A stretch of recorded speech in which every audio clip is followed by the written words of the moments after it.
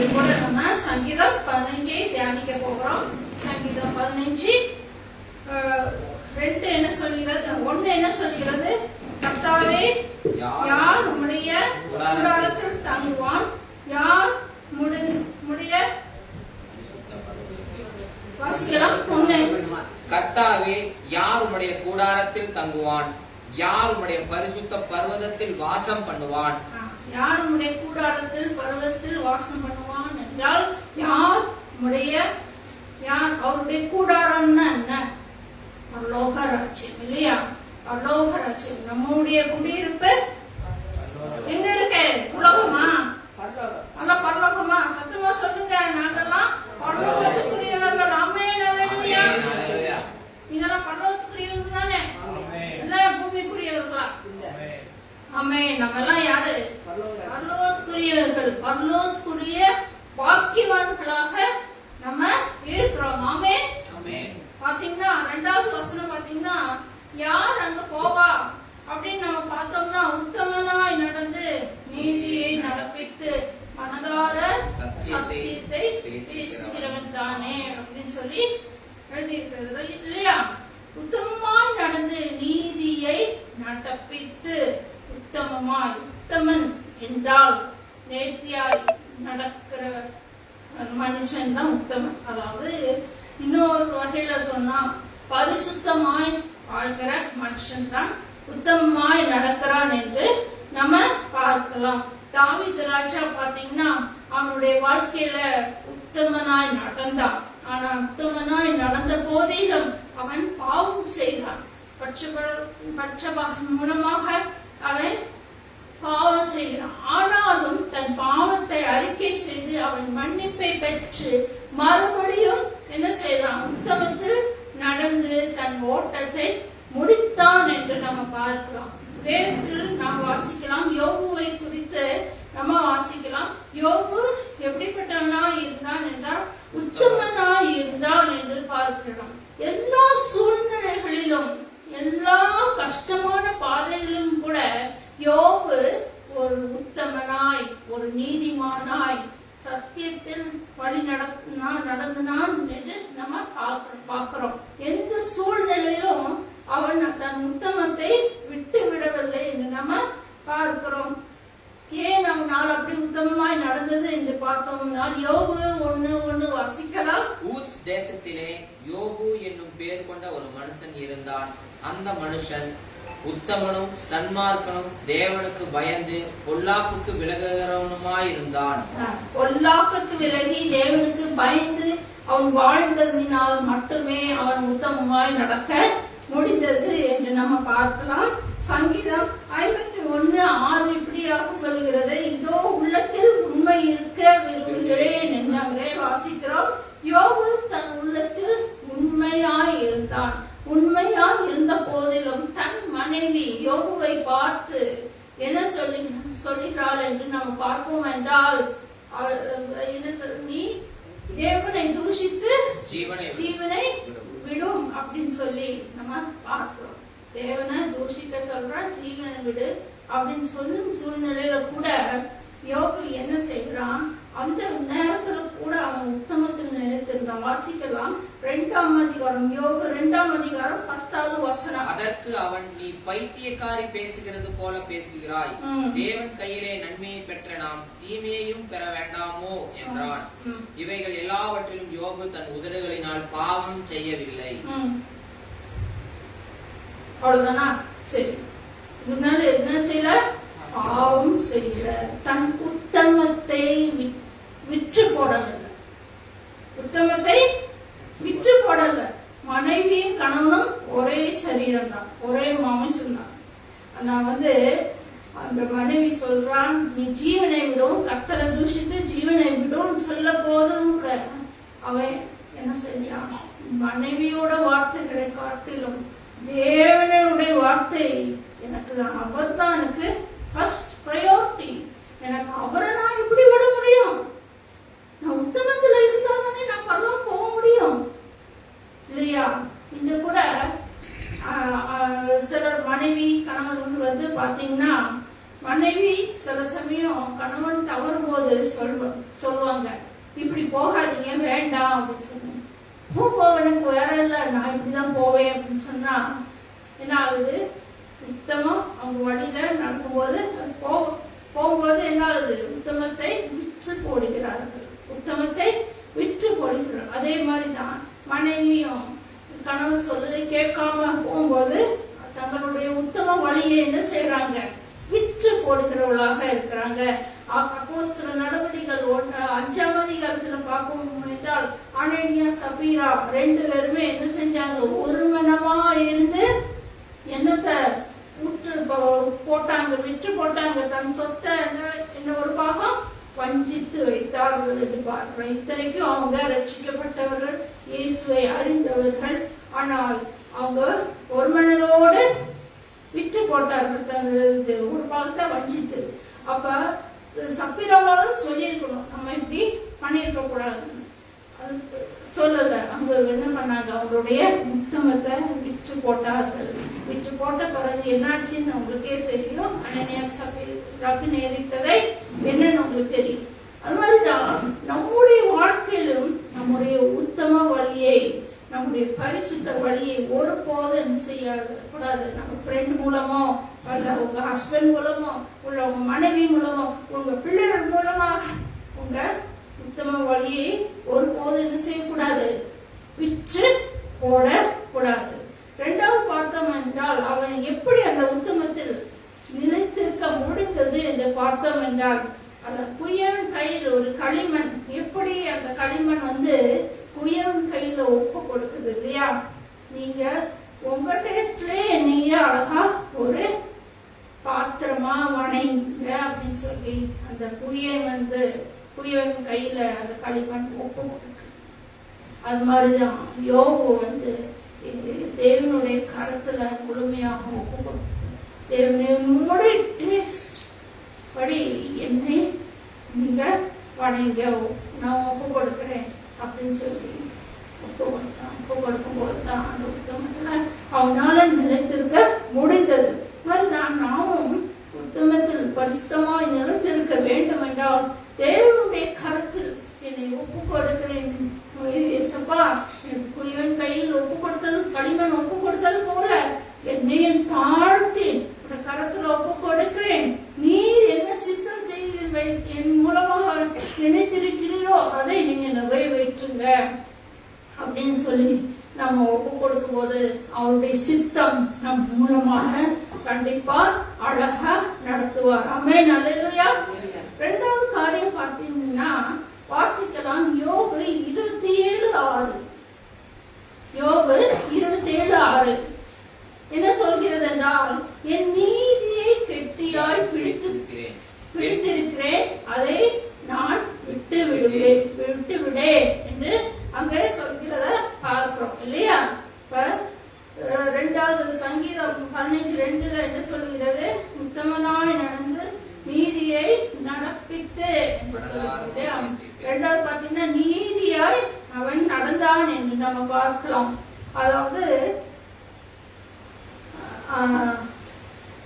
நல்ல நிலத்துல விதைகள் விதைக்கப்பட்டு எப்படி செழிப்பாக இருந்ததோ யோபுடைய வாழ்க்கை அப்படி அழகான ஒரு நல்ல செழிப்பான வாழ்க்கையில இருந்தான். ஆனா சோதனைக்காரனாகிய சாத்தான் என்ன பண்றான்? அவனுக்கு இருக்கிற எல்லா சொத்துக்களையும், ஆடு மாடுகள், ஒட்டகங்கள், கழுதைகள், பிள்ளைகள் எல்லாவற்றையும் என்ன செய்யறான்? இந்த வழி அருகே விதைக்கப்பட்ட விதைகள் பறவைகள் பட்சித்து போட்டது போல இந்த சத்துருவானவன் என்ன பண்றான்? யோபுடைய எல்லா ப்ராப்பர்ட்டியும் எல்லாவற்றையும் என்ன செய்யறான்? பட்சித்து போடுகிறத பார்க்கிறோம் இல்லையா? அந்த சூழ்நிலையிலும் அவன் என்ன செய்யறான்? நீதியாய் வாழ்கிறதா பார்க்கிறோம். பாத்தீங்கன்னா இந்த இடத்துல யோபு செழிப்பா இருக்கிறது யாருக்கு பிடிக்கல? சாத்தானுக்கு பிடிக்கல. அதாவது 1ஆம் வசனம் பாத்தீங்கன்னா 7, 8, 9 வாசித்து பார்க்கும்போது அந்த சாத்தான் உலாவி கொண்டு தேவ சமுத்திர தேவ புத்திரர் கூட நிக்கிறான். இப்ப ஆண்டவர் கேட்கிறாரு, நீ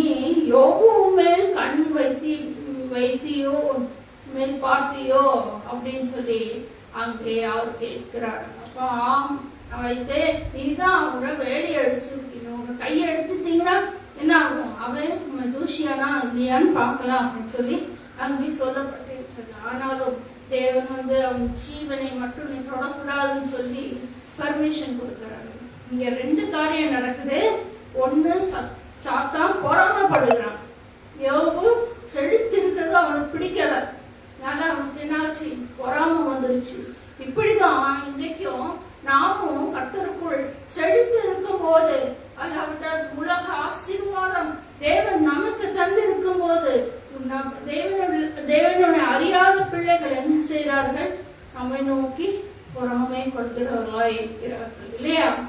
பொறாமை அவர்களுக்குள்ளாக எப்படி வருது, சத்துருதான் அவங்க மேல, சத்துருதான் பொறாமை கொண்டு வரான் நம்ம மேல வச்சு, அது இப்படி மற்றவங்க மூலமாக அந்த பொறாமை கொண்டு வந்து நம்மள பொறாமை படுத்த வைக்கிறான் இல்லையா? அப்போதான் அடுத்து பாத்தீங்கன்னா ஆண்டவர் சத்துருக்கு பெர்மிஷன் கொடுக்கல. என்ன பெர்மிஷன் கொடுக்கல, நீ அவன் ஜீவனை எடுக்கிறது தொடுவதற்கு பெர்மிஷன் கொடுக்கல, நீ என்ன வேணாலும் செய்ய, ஆனா அவனுடைய ஜீவனை எடுக்க பெர்மிஷன் கொடுக்கிறார்.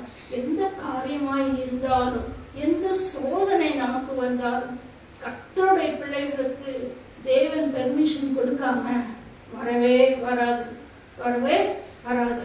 என்னுடைய ஆஞ்சியோகிராம் எடுக்கும் போது கூட என்னுடைய தாக்குனார் சொன்னாரு, இது கர்த்தருக்கோட சித்தமா இருந்தால்தான் நீ ஆஞ்சியோகிராம் டெஸ்ட் போவ, இல்லாட்டா ஆண்டவர் சம்மதிக்க மாட்டாருன்னு சொல்லி. அது மாதிரி அவர் அனுபவிச்சார்னா அவர் எல்லாவற்றையும் பார்த்து கொள்வார் என்ற தைரியம் நமக்குள் இருக்கும். ஆமென். அந்த சோதனையில் அவர் நீதிமானாய், அதாவது நீதியை நடப்பிக்கிறவனாய் அவன் இருந்ததை நம்ம பார்க்கலாம். அந்த சூழ்நிலையில கூட அவனுடைய இருதயம் தோய்ந்து போனதுதான், அவனுடைய சிந்தனை சிதறடித்ததுதான், அவனுடைய கஷ்டம் இனி என்ன பண்ணலாம் என்று அங்கலாய்க்கிற ஒரு சூழ்நிலையாக தான் காணப்பட்டது. யோபு 3:26 என்ன சொல்லுதுன்னா, எனக்கு சுகமில்லை, இளைப்பாறுதல் இல்லை, அமைதல் இல்லை, எனக்கு தத்தளிப்பு நேரிட்டது என்றாங்க சொல்றதா பார்க்கிறோம் இல்லையா? இளைப்பாறுதல் இல்லாமல் இருக்கிறோம் இல்லையா? கஷ்டமான ஒரு நன்மைதான். ஆனாலும் என்ன பண்ணும், அவன் அந்த கர்த்தருடைய நீதியை விட்டு விடாமல் அவர் மேல் நம்பிக்கையா உறுதியாக இருக்கிறத நம்ம பார்க்கிறோம். இப்போதுதான் நம்முடைய வாழ்க்கையில கூட சில சோதனை நிமித்தம் இளைப்பாறுதல் இல்லாமல் இருக்கலாம், தத்தளிப்பா இருக்கலாம், வியாதி நிமித்தம் வலிகள், வேதனைகள், கஷ்டங்கள் எல்லாம் இருக்கலாம். ஆனாலும் தேவனை நம்ம விட்டு விடாதபடிக்கு அவரை நோக்கி பார்க்கும்போது நமக்கு இளைப்பாறும்படி தேவன் கிருபை செய்வார். நம்முடைய பாரங்கள், நம்முடைய வலிகள் எல்லாம் நம்ம ஒப்பு கொடுக்கும் போது தேவன் என்ன செய்வாரு, இளைப்பாறுதலை கொடுக்கிற தேவனா இருக்கிறார். ஒருவேளை இந்த ஆன்லைன் பார்க்கிற ஒவ்வொருவரும் உங்களுடைய வாழ்க்கையில் இளைப்பாறுதல் இல்லாமல் இருக்கலாம், கவலையோடு காணப்படுகலாம், கண்ணீரோடு இருக்கலாம். அங்கலாய்த்தது போல உங்களுடைய வாழ்க்கையில அங்கலாய்த்து உங்களுடைய சிந்தனை சிதறடித்து போய் நான் என்ன செய்கிறது என்ற சூழ்நிலை ஒரு கொஸ்டின் மார்க் உங்களுடைய வாழ்க்கையில இருக்கலாம். ஆனா யோபை எப்படி அதை ஓவர் கம் பண்ணி நீதியின் வழியில் பாதையில் விட்டு விலகாதபடி இருந்தது போல நீங்களும் அவரை ஒப்பு கொடுத்து நீதியின் பாதையில் நீங்கள் அவரை நோக்கி விசுவாசம் உள்ளவர்களாய் இருக்கும் போது கர்த்தர் உங்களுடைய வாழ்க்கையில் நிச்சயமாய் இளைப்பாறுதலை கொடுப்பார், நிச்சயமாய் கண்ணீரை தொடைக்கிறவராய் இருக்கிறார், விடுதலை தருகிற தேவனாய் இருக்கிறார். உங்களுடைய அங்கலாய்ப்பு எல்லாவற்றையும் என்ன செய்வாரு, மாற்றி போடுகிற தேவனாய் இருக்கிறார். உங்களை ஒருபோதும் வெட்கப்படுத்தாத தேவனாய் இருக்கிறார். 3வது காரியம் பார்க்கலாம். 3வது காரியம் பார்த்தீங்கன்னா, அவனுடைய சொந்த சிநேகிதன் தேமானாகிய எலிபாஸ், சொந்த சிநேகிதனா இருக்கலாம், பெஸ்ட் ஃப்ரெண்டா இருக்கலாம், பிலவட் ஃப்ரெண்டா இருக்கலாம், இல்லையா க்ளோஸ் ஃப்ரெண்டா இருக்கலாம். ஆனா அந்த ஃப்ரெண்ட் எப்படி முட்களில் இருந்த அந்த விதைகளை நொறுக்கி போட்டதோ அதே போலதான் அந்த ஃப்ரெண்டு எலிபாஸ் நீ பாவம் செய்த அப்படின்னு சொல்லி அவனுடைய இருதயம் நொறுக்கப்பட்டது. எப்படி பாத்தீங்கன்னா யோபு 22 5, 6, 7 வசனங்களை வாசிக்கலாம். உம்முடைய பொல்லாப்பு பெரிதும் உம்முடைய அக்கிரமங்கள் முடிவில்லாதவைகளுமாய் இருக்கிறது அல்லவோ. முகாந்திரம் இல்லாமல் உம்முடைய சகோதரர் கையில் அடகு வாங்கி ஏழைகளின் வஸ்திரங்களை பறித்துக் கொண்டீர். இப்படி அவன் பாவம் செய்யாத யோபுவை பாவம் செய்த என்று சொல்லி அவன் என்னாச்சு, அவன் உள்ள நொறுக்கப்பட்டது. என்னுடைய ஃப்ரெண்டு இப்படி சொல்றானா, இப்படி பண்ணிட்டானா அப்படின்னு சொல்லி நொறுக்கப்பட்டது. ஆனாலும் யோபு தன் வாயினால் புறங்குறாமல், வசனம் சொல்கிறது 15:3, அவன் தன் நாவினால் புறங்குறாமல் தன் தோழனுக்கு தீங்கு செய்யாமல் அயலானுக்கு சொல்லப்படும் நிந்தையான பேச்சை எடுக்காமலும் இருக்கிறான். நிந்தையான பேச்சும் எடுக்காமல் இருக்கிறான் என்று நம்ம பார்க்கிறோம் இல்லையா. அதே போலதான் யோபுவும் என்ன பண்றான், தன் வாய் உதடுகளை பேசாமல் பாவம் செய்யாதபடிக்கு, தன் தோழனோடு சண்டை போடாதபடிக்கு, தன் தோழனுக்கு தீங்கு செய்யாதபடிக்கு நாவினால் புறம்புறாமல் என்ன செய்தான், நாவை அப்படியே அந்த காரியத்தை தேவனிடத்துல ஒப்பு கொடுக்கிறதை பார்க்கிறோம். ஒப்பு கொடுக்கும் போது என்னாச்சு, தேவன் அந்த எலிப்பாசே என்ன பண்றாரு, அவனுக்கு 2 பேரும் ஒப்புரவாகும்படி தேவன் செய்யறாரு. அது மாதிரிதான் நம்முடைய வாழ்க்கையில கூடவே இருக்கிறவங்க, கூடவே இருக்கிற மனுஷன், கூடவே இருக்கிற ஃப்ரெண்டு, கூடவே இருக்கிற ரிலேட்டிவ்ஸ், கசின் யாராவும் இருக்கலாம். நம்ம கூடவே இருந்து என்ன செய்வாங்க, குழி பறிச்சு நம்மள என்ன பண்ணுவாங்க, உலகத்துக்கே என்ன செய்வாங்க, இவன் பாவம் செஞ்சுட்டான், பாவம் செஞ்சுட்டான், இவன் சரியில்லை அப்படின்னு சொல்லி நிந்திக்கிற வார்த்தைகள் பலரிடம் போய் சொல்லுவார்கள். இவன் பாவம் செஞ்சுட்டான், சரியில்லை, ஊழியக்காரன் பாவம் செஞ்சுட்டான் அப்படின்னு சரியில்லைன்னு சொல்லி நம்முடைய மனச என்ன செய்வாங்க, பட்டைய குத்து போல கவலைகள் வரும்படி, நிந்தையாய் வரும்படி பேச்சுகள் செய்வார்கள். ஆனால் நாமும் யோபு போல சத்தியத்தை அறிந்து நாமும் இருக்கும்போது மனதார நாமும் அவர்களை நமக்கு எதிராக பேசாத, நாம் எதிராக அவர்கள் பேசாதபடி அவர்கள் ஆண்டவர்கிட்ட கை வைக்க முழுமையாக நாம் வைக்கும் போது தேவன் என்ன செய்வார், ஒண்ணு அவர்களை நம்மிடத்தில் வந்து ஒப்புரவாக்கம் செய்வார். இல்லாவிட்டால் உன்னுடைய வாழ்க்கையில் அந்த உறவு வேண்டாம் என்றால் என்ன செய்வாரு, நீக்கி விடுவார். ஏன்னா மறுபடியும் அப்படிப்பட்ட பிரச்சனை வரக்கூடாதுன்னு சொல்லிட்டு நீக்கி விடுவார். 2ல 1 பட்சிப்பாரு, இல்லாட்டா நம்ம இடத்துல என்ன செய்வாரு, ஒப்பு கொடுக்கிற தேவனா இருக்கிறாரு. அதே போலதான் யோபுவுக்கு என்ன செய்தார், தேவன் ஒப்புரவாக்கி என்ன செய்தாரு, மறுபடியும் ஒரு ஃப்ரெண்ட்ஸா இருக்கும்படி கிருபை செய்தார் என்று நம்ம பார்க்கிறோம். அடுத்து பாத்தீங்கன்னா கடைசியாக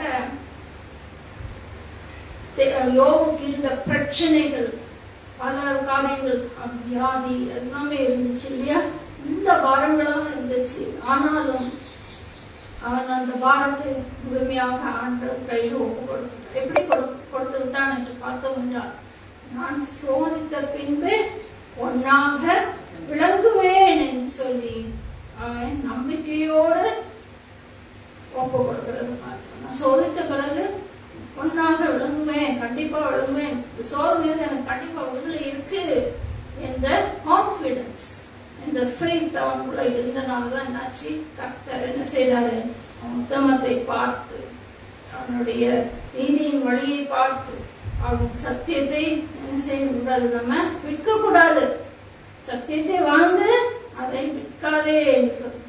சத்தியத்தை நம்ம என்ன செய்யணும், ஒருபோதும் விற்கக்கூடாது. நம்ம மனசுலயே அந்த சத்தியம் இருக்கும்போது தேவன் என்ன செய்யறார், தேவன் நம்மையும் பார்த்து நம்முடைய காரியங்களை, நம்முடைய சோதனைகளை என்ன செய்வாரு, கண்டிப்பா அதை மாற்றி நாமும் பொண்ணாக விளங்க கண்டிப்பா முடியும். யாரெல்லாம் விசுவாசிக்கிறீங்க, ஆமென், அல்லேலூயா. உங்களுடைய பிரச்சனையில இருந்து தேவன் என்ன செய்வாரு, கண்டிப்பா விடுதலை செய்வார். உங்களை விட்டு விலக மாட்டார், உங்களை கைவிட மாட்டார். ஆமென், அல்லேலூயா. யோபோட வாழ்க்கையில பாத்தீங்கன்னா முன்னிலைமை காட்டிலும் அவனுடைய பின்னிலைமை எவ்வளவு பாக்கியமான ஆசீர்வாதம் இல்லையா.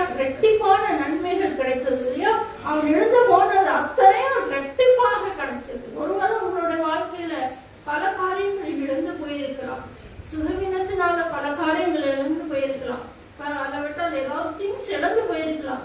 ஆனாலும் அந்த இழப்பின் மத்தியிலும் நாமும் உத்தமமாய் உண்மையாய் அவருக்கு ஜீவிக்கும் போது நமக்கும் என்ன செய்வாரு, ரெட்டிப்பான பலத்தை நமக்கும் தருகிற தேவனாய் இருக்கிறார்.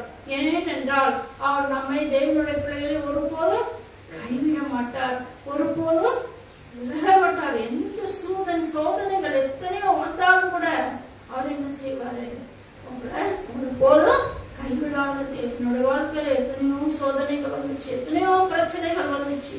ஆனால் ஒருபோதும் அவர் என்னை கைவிடல, ஒருபோதும் என்னை விட்டு விலகல. இன்று கூட மத்தியில உயிரோடு ஜீவனோடு வச்சிருக்கிறார் என்றால் அது அவருடைய பெரிதான கிருபை. மாதிரிதான் அவங்களுடைய வாழ்க்கையிலும் கண்டிப்பா முந்தின சீரை காட்டிலும் நற்சீர் தருகிற தேவனாய் இருக்கிறார். ஆமென். God bless you.